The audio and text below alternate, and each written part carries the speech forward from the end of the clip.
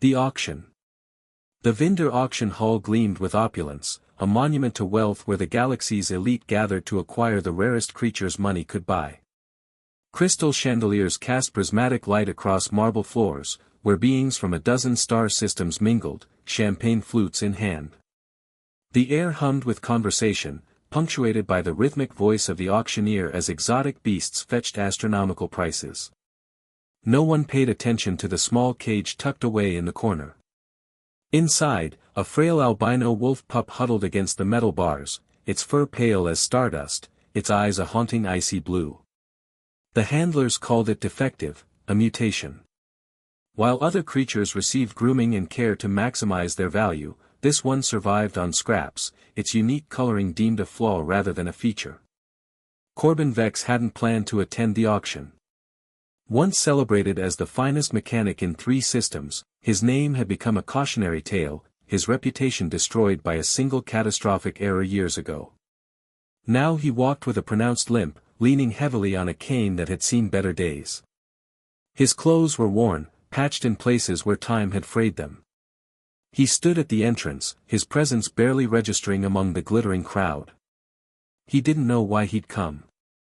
Perhaps to remind himself of how far he had fallen, or because the emptiness in his chest had become unbearable. He drifted through the auction hall, gaze sliding disinterestedly over the cages until something caught his eye. The pup in the corner cage. Something about its solitary form, trembling slightly in the shadows, made Corbin pause. He approached slowly, his cane tapping against the polished floor. The pup's eyes met his, and for a moment, the noise of the auction hall faded to a distant hum. Corbin knelt awkwardly, ignoring the pain flaring in his knee.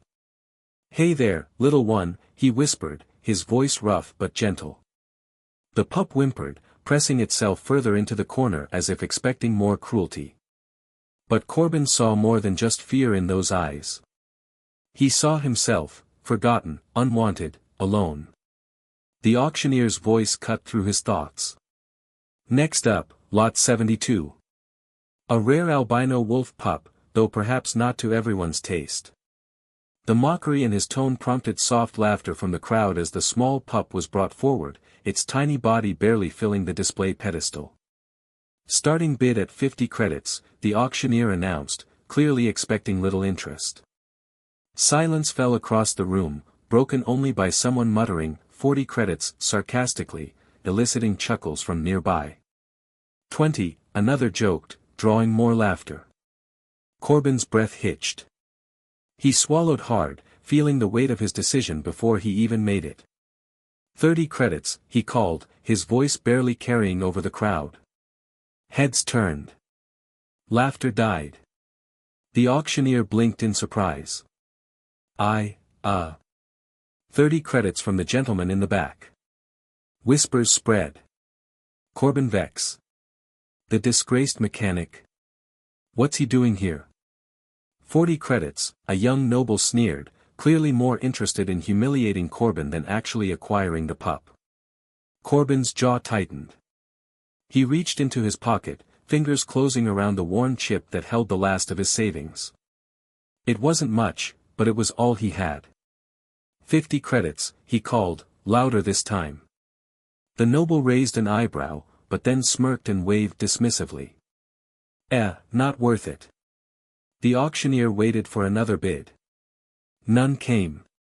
Sold to Corbin Vex for 50 credits, he announced, striking his gavel.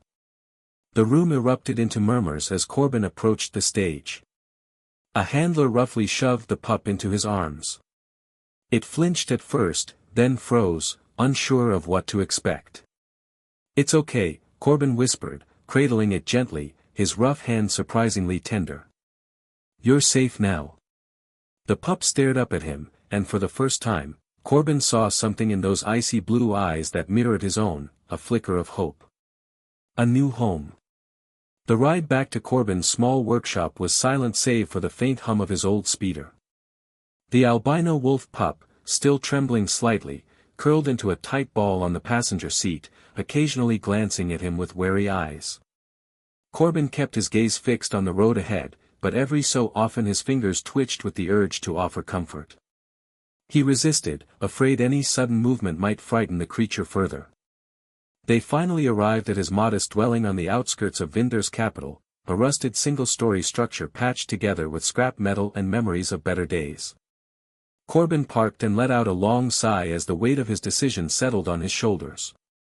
What had he been thinking? He could barely keep himself afloat, let alone care for another living being.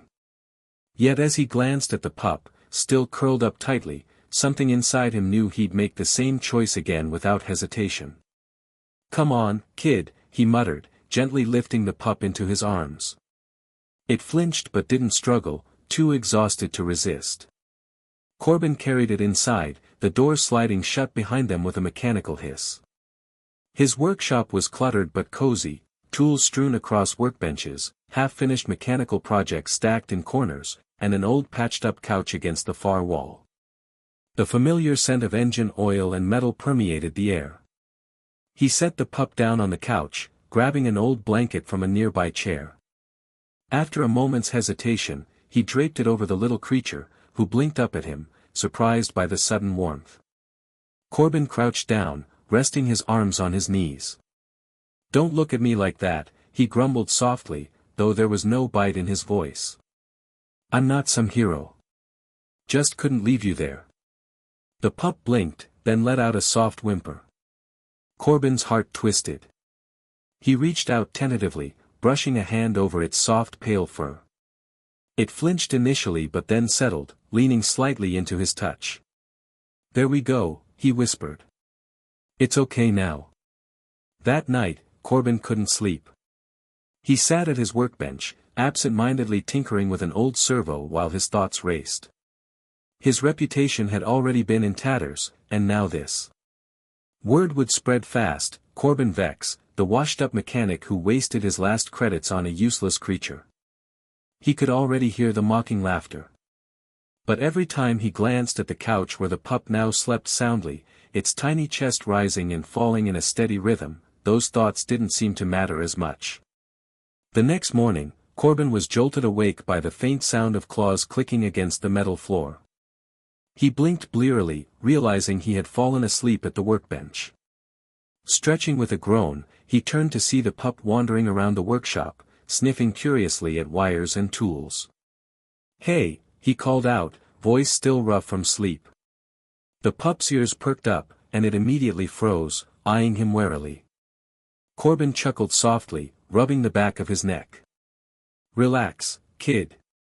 You're not in trouble." The pup tilted its head, seemingly processing his words, then cautiously approached. Corbin crouched down, holding out a hand. "Got to call you something, huh?" He thought for a moment, observing the pup's pale fur that seemed to glow faintly under the dim lights. "Luna," he whispered. "Yeah, that fits. What do you think?" Luna blinked, then let out a soft, approving whimper. Corbin smiled, scratching behind her ears. "Luna it is." Over the next few days, Luna settled into Corbin's routine.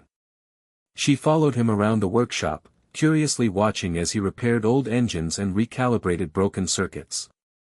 At first, Corbin found it a little distracting, but soon he caught himself talking to Luna as he worked, sharing stories of his past, of the ships he had built, the places he had traveled, and the mistake that cost him everything. Luna listened, her icy blue eyes filled with something Corbin hadn't seen in a long time, understanding. Food was a challenge at first.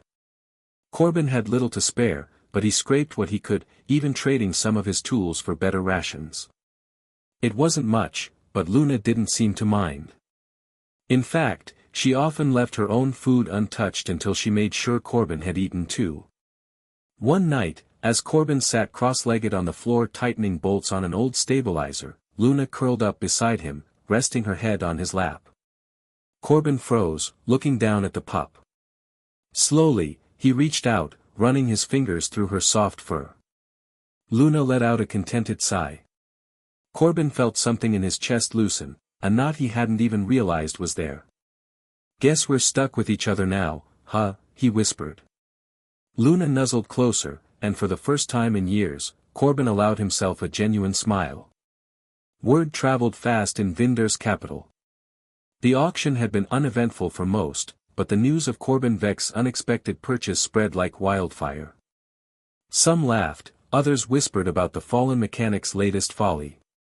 But in his small workshop on the outskirts of town, Corbin found he didn't care anymore. For the first time since his world had collapsed, he wasn't alone. Growth and discovery. Weeks passed, and the small albino wolf grew stronger. Luna's ribs no longer showed beneath her pale fur, and her eyes had lost their haunted look. Instead, they sparkled with intelligence and curiosity.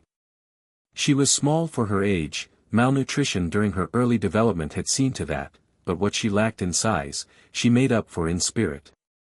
Corbin discovered this one morning when a customer, a rare occurrence these days, brought in a damaged navigation system. "Can you fix it?" the gruff spacer asked, eyeing the workshop with obvious skepticism. Before Corbin could answer, Luna trotted out from under a workbench, carrying a calibration tool in her mouth. She dropped it at Corbin's feet and sat back on her haunches, looking expectantly between him and the broken device. The spacer's eyes widened. "What in the seven systems is that?" "My assistant," Corbin replied dryly, bending down to scratch Luna behind the ears. "And yes, we can fix it." As Corbin worked, Luna stayed by his side, seemingly understanding which tool he needed before he asked for it. Her keen senses picked up on subtle changes in the equipment's humming that even Corbin's trained ear missed. When he finished, the navigation system worked better than when it was new. Word spread quickly after that. The disgraced mechanic on the outskirts of Vindor's capital might be strange, living with an albino wolf pup that followed him everywhere, but his work was unparalleled. Old clients began to return, and new ones followed. "It's not me they're coming back for," Corbin told Luna one evening as they shared a meal, a proper one, for once. "It's you they're curious about." Luna tilted her head, those icy blue eyes almost seeming to say, "Does it matter why they come, as long as they do?" Corbin found he couldn't argue with that logic. With steady work came better food, upgraded equipment, and eventually, modifications to the workshop to accommodate Luna's growing needs. Corbin cleared space in the yard behind the shop, turning it into a small but secure area where Luna could run and play. He scoured markets for information about her species, buying old data crystals about wolf care and biology. What he discovered surprised him. Luna wasn't just any wolf, she was a celestial wolf, a rare breed native to the frozen moons of the Arcturus system. Known for their intelligence and empathic abilities, they once served as companions to the system's ancient guardians. Most had been hunted to near extinction for their valuable fur and supposedly magical properties. "No wonder they treated you like a defect," Corbin muttered as he read the data crystal, Luna's head resting on his knee. "They had no idea what you really are." Luna whined softly, nudging his hand. "Don't worry," he said, scratching under her chin. "Your secret's safe with me." But secrets had a way of escaping, especially in a place like Vindor. 3 months after the auction, Corbin returned from a supply run to find his workshop door ajar. His heart raced as he rushed inside, calling Luna's name. The place had been ransacked, tools scattered, projects overturned, drawers emptied onto the floor. But what turned Corbin's blood to ice was the silence. No excited patter of paws. No welcoming whine. Luna was gone. In the center of the workshop, pinned to his workbench with a serrated knife, was a message: "The rarity has been reclaimed. Compensation for your inconvenience is provided." Beneath the note lay a small pouch containing 500 credits, 10 times what Corbin had paid at the auction. Corbin's hands shook as he crumpled the note. The pain in his chest was unlike anything he'd felt before, worse than when his reputation had been destroyed, worse than when he'd lost everything. He'd lost Luna. But unlike before, this time, he wouldn't accept defeat. With trembling fingers, he reached for his old combat jacket, a relic from days before he'd become a mechanic, when he'd served as a ship's engineer on the frontier worlds. From a hidden pocket, he extracted a small silver device, one he'd sworn never to use again. It was time to call in some old debts. "Hang on, Luna," he whispered to the empty room. "I'm coming for you." The search. Corbin stood before a rusted door in the underbelly of Vindor's capital, the neon lights of nearby establishments casting his face in alternating shades of blue and red. He'd spent the last 3 days calling in favors, following whispers, and offering what little credits he had for information. All trails led here, to a nondescript building in the heart of the district locals called the Sink. He knocked 3 times, paused, then twice more, a code from another lifetime. The door slid open to reveal a towering figure, an Arxian with mottled gray skin and 4 arms, each ending in scarred hands. "Vex," the Arxian rumbled, surprise evident in his deep voice. "Heard you gave up the life."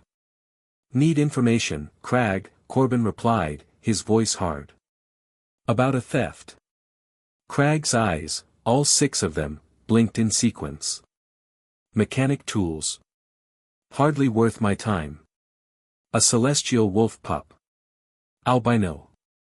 That got Crag's attention. His upper arms crossed while the lower ones gestured Corbin inside. "Better come in. That's not the kind of merchandise that moves through normal channels."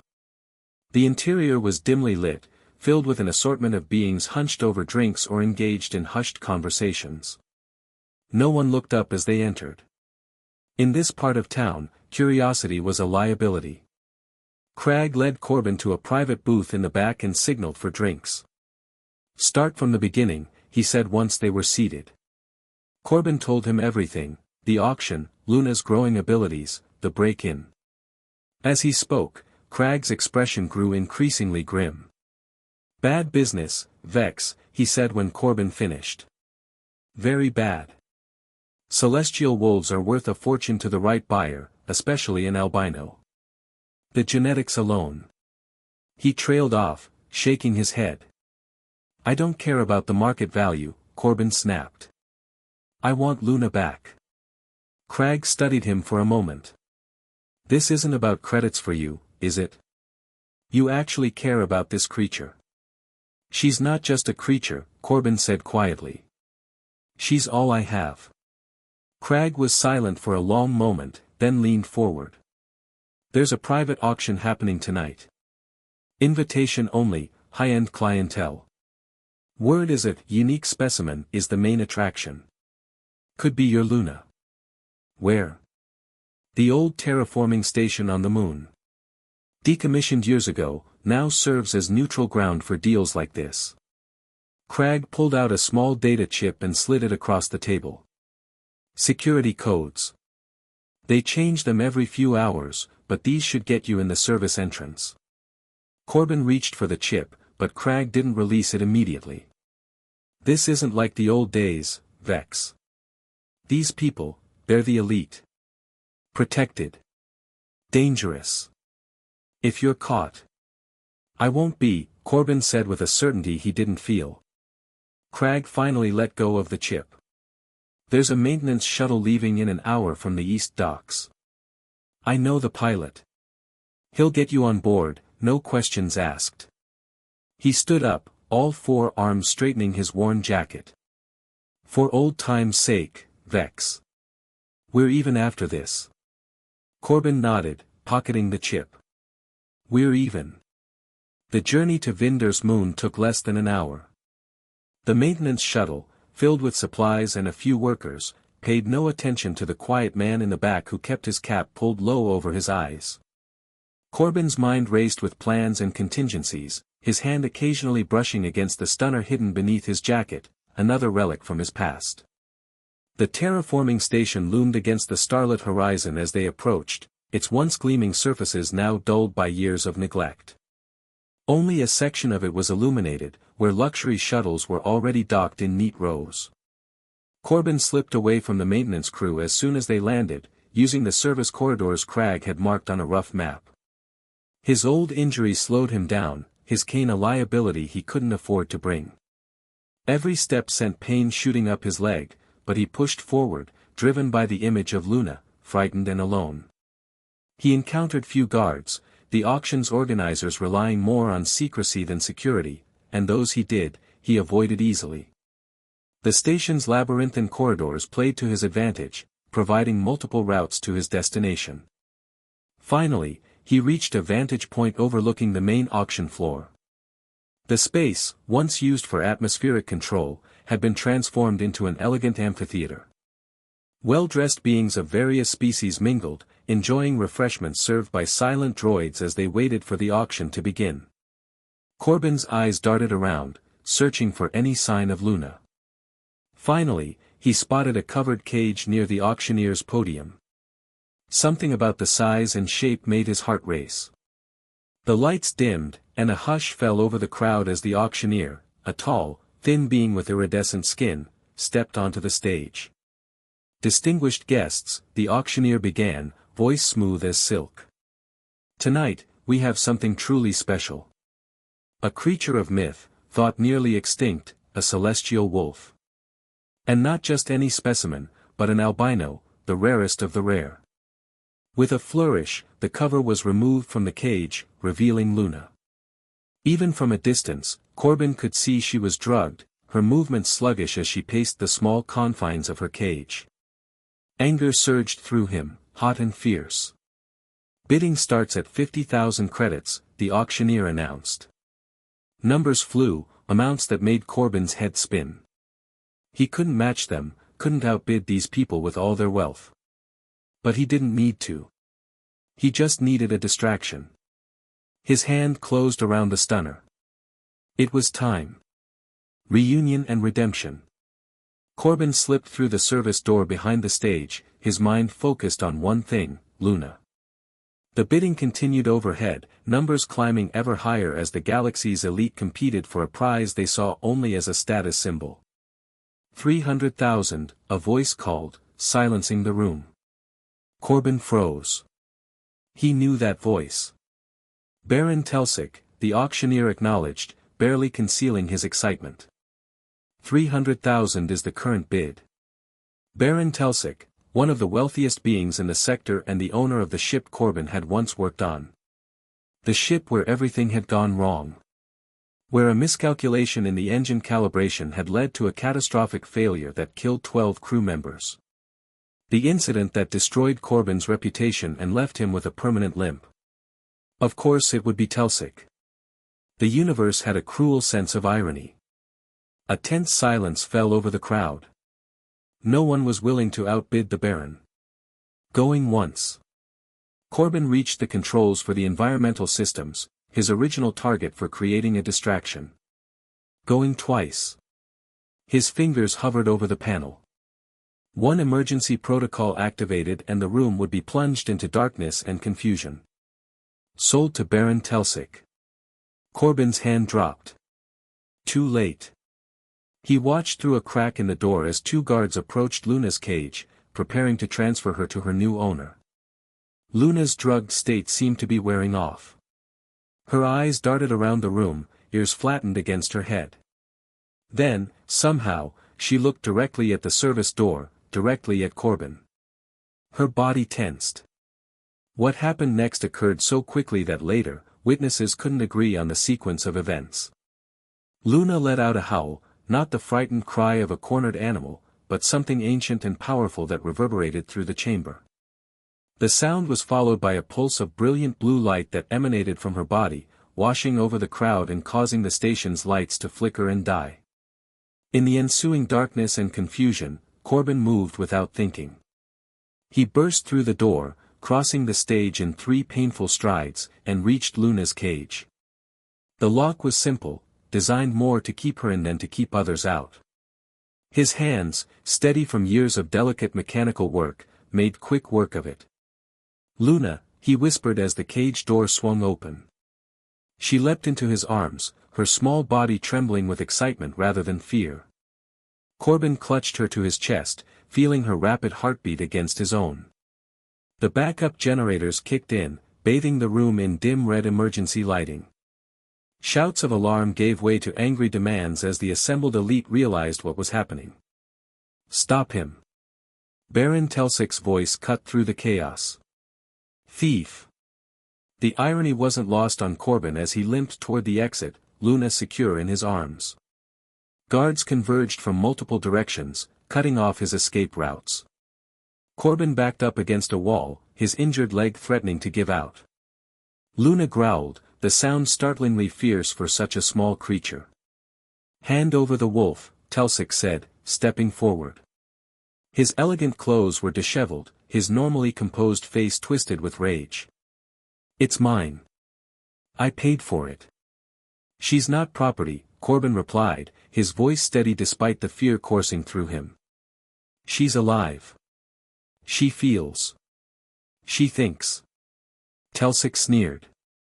"Sentiment from the man who killed 12 of my crew through negligence. How touching." The words struck Corbin like physical blows, but he stood his ground. "I've lived with that guilt every day," he said quietly. "I'll never forget them. But this," he looked down at Luna, who stared back with unwavering trust, "this is a chance to protect something, instead of destroying it."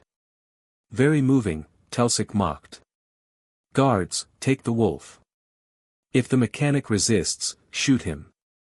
The guards moved forward, weapons raised. Corbin's arms tightened around Luna. And then she howled again. This time, the sound was accompanied by a blinding flash of blue-white light so intense that everyone shielded their eyes. When vision returned, Luna was glowing. Her fur shimmered with an internal light that pulsed in rhythm with her heart, and her eyes blazed like twin stars. "What in the—" Telsic started, but fell silent as Luna fixed her gaze on him. The temperature in the room dropped dramatically. Frost patterns formed on the metal walls and floor, spreading outward from where Corbin stood with Luna in his arms. The guards hesitated, weapons lowering slightly in confusion and awe. Luna growled, the sound reverberating with power far beyond her size. The message was clear: back away. Celestial wolves were guardians, Corbin said softly, remembering the information from the data crystals he'd studied. Not pets. Not property. They chose their companions. As if to emphasize his words, Luna's glow intensified, casting Corbin's shadow large against the wall behind him. A murmur went through the crowd. Some began to back away, superstitious fear overcoming their initial greed. Even the guards looked uncertain, glancing at Telsic for instructions. The Baron's face had drained of color. "This changes nothing," he insisted, but his voice lacked conviction. "I purchased it legally." Corbin corrected. "And you can't buy loyalty, or friendship, or love." He stroked Luna's head, feeling the strange energy humming beneath her fur. "That has to be earned." For a tense moment, no one moved. Then, unexpectedly, laughter broke the silence, a deep, rumbling sound from the back of the crowd. Beings parted to reveal Crag, the Arxian, his 6 eyes crinkled with amusement. "Baron Telsic," Crag called, strolling forward as if he belonged there. "Perhaps I can offer a solution that saves face for all involved." Telsic's eyes narrowed. "Who are you?" "Someone who understands the value of rare things," Crag replied smoothly. "And the complications that can arise when those things have minds of their own." He gestured toward Luna, who was still glowing, though less intensely now. "You've witnessed something extraordinary today, a celestial wolf choosing its guardian. That's rarer than any albino coloring, and certain collectors would pay handsomely for visual documentation of such an event." Understanding dawned on Telsic's face. "You suggest I sell the rights to this spectacle, rather than the creature itself?" "For more than you paid for the wolf," Crag confirmed. "My clients are very interested in such phenomena." Corbin watched the calculation in Telsic's eyes, the weighing of profit against pride. Finally, the Baron nodded curtly. "Very well. The mechanic can keep his pet. The recording rights are yours, for 350,000 credits." Crag smiled, all sharp teeth and business. "Done." As the crowd dispersed, grumbling but entertained by the unusual turn of events, Corbin approached Crag. "I can't repay you," he said quietly. Crag waved a hand dismissively. "Who said anything about repayment?" I just made a very profitable deal. His expression softened slightly. Besides, some debts can never be repaid with credits, Vex. You taught me that, once. Before Corbin could respond, Crag handed him a small device. Your ride home. Lower Bay, 30 minutes.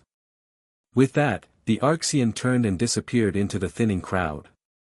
The journey back to Vindor was quiet. Luna curled in Corbin's lap, her glow faded but not entirely gone. As they approached his workshop, Corbin noticed something strange. Lights were on inside, though he was certain he'd left in darkness and haste. Cautiously, he entered, Luna alert at his side. What he found wasn't an intruder, but a transformation. His workbench was organized, tools cleaned and arranged by type and size. The floor had been swept, broken equipment repaired. On the main table lay a stack of data pads, work orders, dozens of them, from clients across the system. A note sat atop the pile, word travels. The mechanic who earned a celestial wolf's loyalty must be worth hiring. These came while you were gone. K. Corbin sank into his chair, overwhelmed. Luna leapt up beside him, resting her head on his knee. Her eyes, so blue they seemed to contain galaxies, looked up at him with complete trust. Looks like we've got work to do, he murmured, scratching behind her ears. Luna's tail thumped against the chair in agreement. In the months that followed, Corbin's workshop became one of the busiest in the sector. Ships lined up for repairs, their captains willing to pay premium prices for the mechanic who worked with a celestial wolf at his side. Luna grew stronger and more magnificent, her abilities developing in ways the data crystals had only hinted at. She could sense flaws in machinery, predict systems failures before they occurred, and occasionally, when the need was great, channel that strange blue energy to power or repair critical systems. They never spoke of what had happened at the auction, how Luna had manifested powers beyond anything documented about her species. Some things, Corbin believed, were meant to remain between friends. 1 year to the day after he'd first seen her in that small cage at the Vindor Auction Hall, Corbin sat on the roof of his workshop, Luna beside him, both gazing up at the stars. His legs still ached on cold nights, and the memories of his past mistakes would never fully fade. But for the first time in years, the future stretched before him, bright with possibility. Thank you, he said simply, his hand resting on Luna's shimmering fur. She turned to look at him, those star-filled eyes seeming to say, no, thank you for seeing me when no one else did. Somewhere in the vast galaxy above them, other celestial wolves might still exist, waiting to be found, to be saved. Perhaps one day, they would search for them together. But for now, this was enough, 2 souls, once discarded and alone, now bound by something stronger than fate. A mechanic and his wolf, against the universe. The end.